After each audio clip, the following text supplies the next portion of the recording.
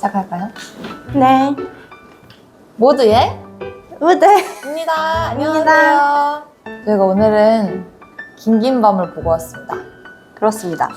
일단 감상을 먼저 나눠볼까요? 네. 이번에 처음 보셨죠? 나는 드아덴에서 할 때도 봤었지롱.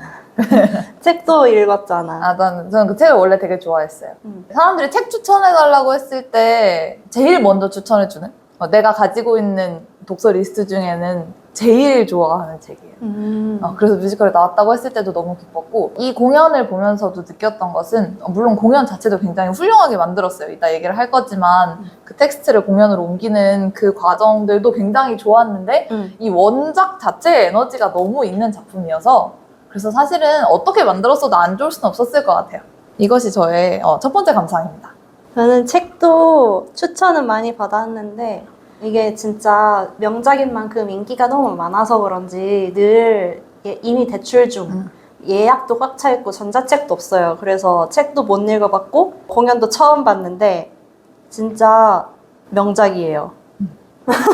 난 이 책이 두 권 있거든요. 어. 처음에 제가 이 책을 엄청 옛날에 거의 출판된 지 얼마 안 돼서 이 책을 발견했는데 그래서 나한테 좀 의미 있는 책인 것도 있어. 이게 지금은 너무너무 유명해서 제목 안 들어본 사람이 없는 그런 책인데, 저는 이 책을 도서관에 가서 그냥 이렇게 표지를 보고 내가 골라서 읽은 책이에요.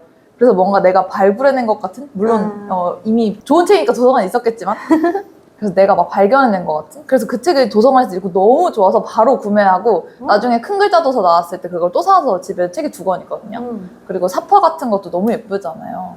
저는 이 책이 너무 좋아요. 이 책이 좋은 이유에 대해서는 차차 풀어가 보도록 하겠습니다. 장면에 대한 얘기를 좀 나눠볼까요? 제일 기억에 남는 장면이 어디예요? 이거 넘버랑도 같은데 제일 좋았던 넘버가 그 코뿔소 가족들, 노드니 가족들 나와서 이제 막 같이 부르는 장면이랑 넘버랑 둘 다 좋았어. 청소년 뮤지컬답게 노래가 전부 다 기복 없이 다 좋았고 다 따뜻했고. 맞아. 진짜 힐링극다운 힐링극 이런 느낌이었고. 정통 힐링극. 정통 힐링극. 무대도 예쁘고 노래도 다 아름답고. 맞아. 긴긴 밤 넘버 중에는 뒤에서 이렇게 화음으로 이렇게 깔리는 그런 게 많잖아요. 바람보다 더 빠르게도 그렇고. 그 부분이 진짜 이거는 감동하라고 만들어 놓은 노래인데 굉장히 감동적이에요. 바람보다 더 빠르게 해서 중간에 키 바뀌면서 원래는 바람보다 더 빠르게 했는데 그 잠깐 한 타임 쉬고 그 키 하나 올려서 바람보다 더 빠르게 뒤에서 이렇게 딱 나올 때 그 찌트키 연출인데 난 그런 거 너무 좋아하고 이 극이랑도 너무 잘 어울렸어. 어쨌든 여기는 무대잖아요. 한정되어 있는 공간인데 이 뮤지컬에서 표현해내야 하는 건 광활한 초원, 대지, 나를 가리는 장애물이 하나도 없이 달리는 기분을 한 번도 안 느껴봤잖아요? 그런 기분 안 느껴보셨죠?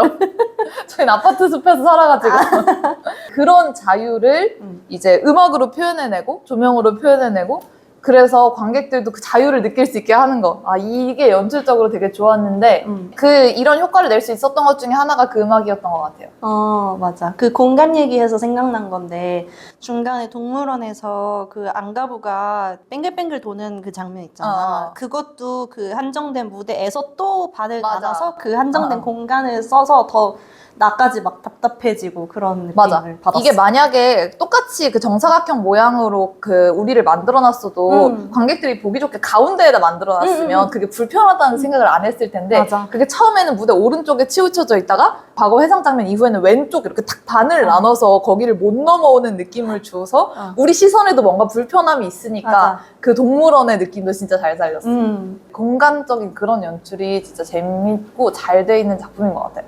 그 밑에 이 네모 판넬을 잘 사용해서 마지막에 바다에 펭귄이 도착했을 때 이렇게 그 파란색 이쪽부터 쫙 그 펼쳐지는 그게 분명히 네모 LED가 켜지는 건데 마치 바다를 내가 딱 발견한 것 같은 그 시원함, 소리도 같이 들리니까 이제 이렇게 하면서 탁 트인 청량감, LED인데도 그런 게 느껴졌다니까요. 그리고 옛날에도 한번 얘기했었던 것 같은데 저는 그 볼풀공 떨어지는 것도 정말 예견된 감동인데 너무 감동받았거든요. 두 번째로 보니까 더 이미 뭐가 나올지 알고 있잖아요. 두근두근 하면서 그 장면을 기다렸는데 너무 시원하게 그 볼풀공이 쏟아지면서 암전이 탁 되는 걸 보고 너무 쾌감이 느껴졌어요. 그 얘기도 한번 해볼까? 여기 쓰여있는 소품들이 기성품으로 된 소품이 되게 많은데 근데 그게 되게 뭐랄까 이 극이랑 안 어울릴 것 같다고 생각했는데 오히려 잘 어울려서 되게 재밌었던 그런 소품들이 많았어요. 처음에 그 코끼리 코 돌리는 이 파이프 같이 생긴 그것도 그 소리가 나잖아요. 그래, 나 그 파이프에서 나는 거 맞았구나. 나는 효과음 쓴 줄 알았어. 그 소리가 나잖아. 신비로운 느낌도 들잖아. 평소에는 그게 막 괜히 막 지저분한 데 있는 그런 파이프인데 그걸 코끼리 코로 사용한 그것도 되게 재미있었고 그리고 그 아기 펭귄한테 메어주는 아기 가방. 이제 그 아기 펭귄 가방이 나옴으로써 노든이 지금까지 들고 다니던 그 가방이 그냥 코뿔소를 상징하기 위해서 들고 다니는 게 아니라 얘의 어떤 삶의 무게라든지 여정이라든지 노든이 이제 그 살면서 겪었던 걸 계속 거기다 집어넣잖아요. 아내와 딸의 뿔도 거기다가 집어넣고 그래서 그 아기 가방을 꺼냄으로써 펭귄에게도 자기 몫의 그 인생의 무게를 딱 지워주는데 근데 가방이 아기 가방이야. 막 알록달록하고 여기 바다가 하나 달려있는 볼풀공이 하나 달려있는 그 아기 가방. 야, 너 진짜 천재냐? 그래서 그게 동물이 주인공이고 우화적인 성격이 있잖아요. 그래서 뭔가 더 동화적으로 만들어진 이런 것들을 사용해야 잘 어울릴 것 같은데 그냥 1차적으로 생각하기에는 근데 오히려 그런 기성품들을 사용하는 것이 보는 사람들에게 또 재미를 주는 것 같습니다. 그 알도 축구공이지, 근데. 맞아. 이 축구공이 알을 대신하는 것도 사실 처음 볼 때는 축구공이 딱 등장했는데 너무 축구공인 거야. 맞아. 그리고 배우들이 그 축구공을 안 굴러가게 하기 위해서 막 살포시. 막 이렇게 내려놨는데 근데 그게 또 그 알 자체를 뭔가 메타적으로는 굴러갈까봐 그런 거지만 이제 몰입해서 보기에는 이 알이 혹시 깨질까 다칠까 막 이렇게 하는 그런 모습도 연출이 되고 오히려 상상력을 더 불러일으킬 수 있었던 그런 장치여서 맞아 축구공도 재밌었어요. 축구공을 이렇게 뽑는 그 동물의 동작을 배우들한테 안무적으로 연구해서 배우들이 이제 그걸 사람이 구현해낸 그것도 되게 재밌었어. 저는 그 펭귄 포즈가 정말 마음에 들거든요. 이렇게 하면 머리에 가려지겠지? 너무 귀여워. 진짜 이걸로 그러니까. 누굴 공격하겠다는 거야? 너나 시켜! 귀여워 죽겠어. 펭귄 동작도 맞아. 그렇고 펭귄이 수영하는 장면, 알 품는 장면 그리고 이제 코뿔소들이 이렇게 그 뿔로 소통하는 맞아. 장면 이런 것들이 안무적으로 되게 재밌었어. 동물의 느낌이 나잖아. 너무 동물 같았어. 나 그거 또 듣고 싶어. 그 수영 끝나고 뿌르르 하는 거. 너무 귀여워, 진짜.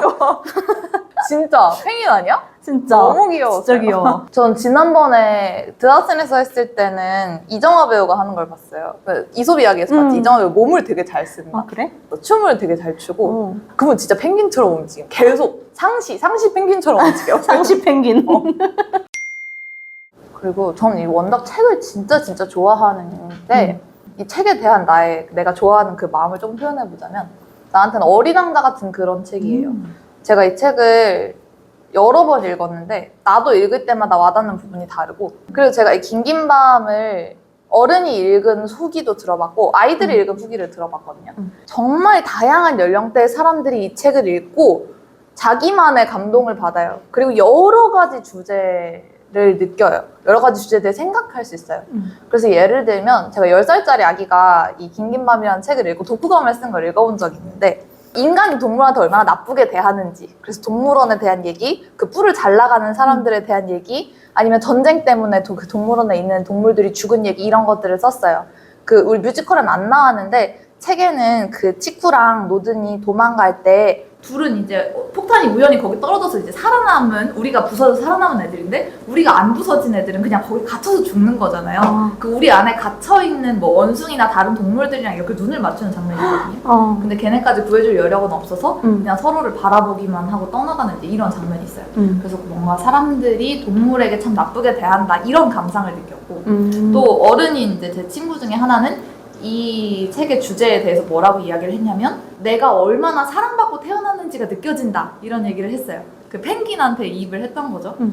그래서 내가 살아간다는 거, 뭐 태어난다는 거 이게 얼마나 대단한 일이었고 나한테 얼마나 고마운 일이었고 그래서 살아간다는 것 자체가 얼마나 소중한 일인지가 그걸 느낄 수 있는 작품이었다 이렇게 얘기한 사람도 있고 저는 노든한테 조금 더 이입이 됐었어요. 이 책을 읽을 때.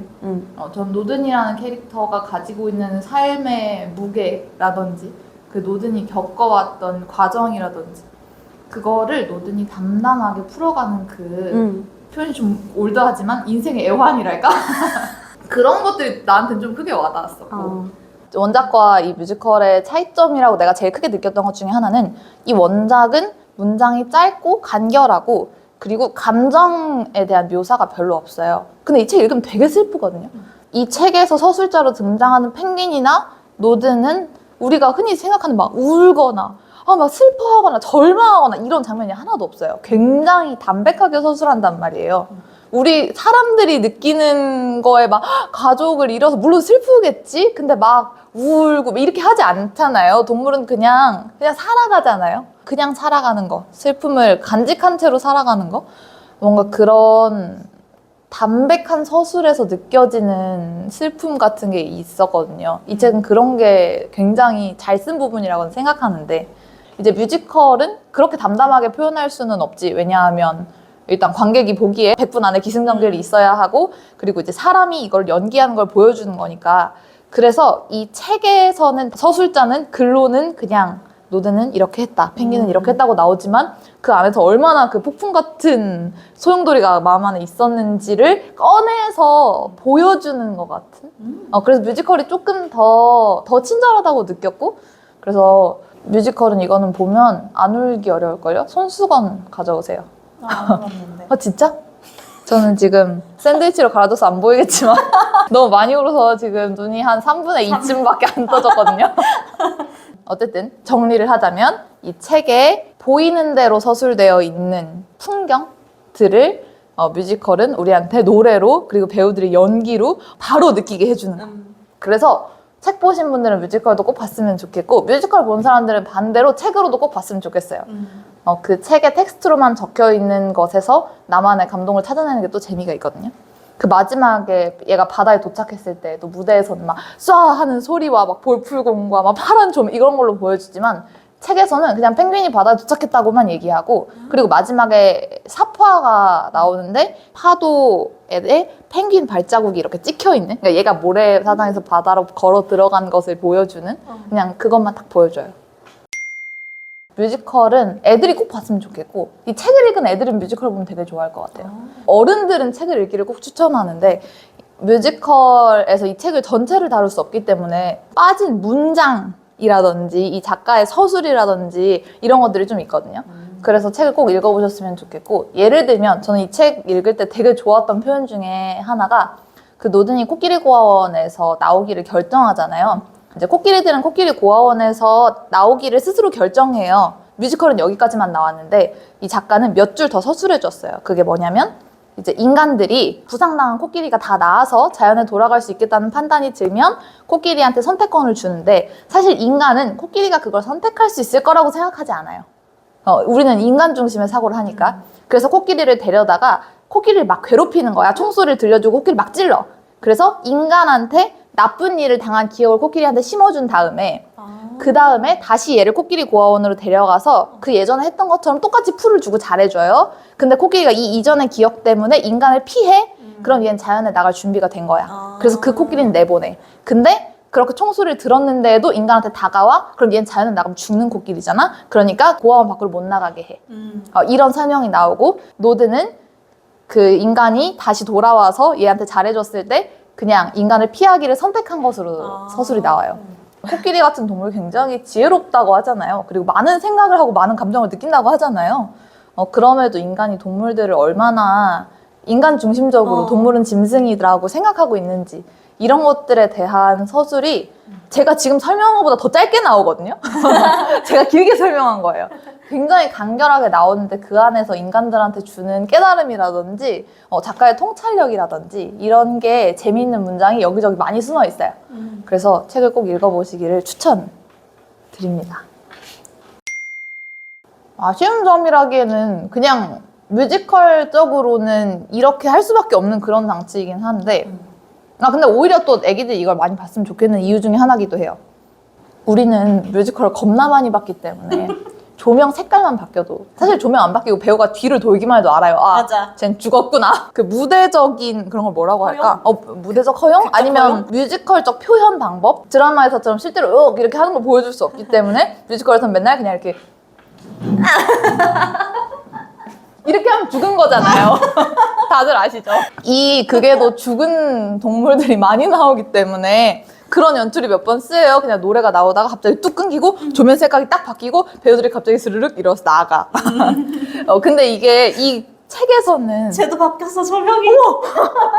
이 책에서는 누가 죽었다고 문장이 나오기 때문에 책을 읽은 애들은 바로 알 수 있는데 어린이 관객들이 보기에 뭐지? 왜 나가지? 이렇게 생각할 수 있을 것 같아서 뭔가 이 어린이들을 나중에 뮤덕으로 키우기 위한 애들이 이런 작품을 계속 보다 보면 스르륵 일어나면 죽은 거구나.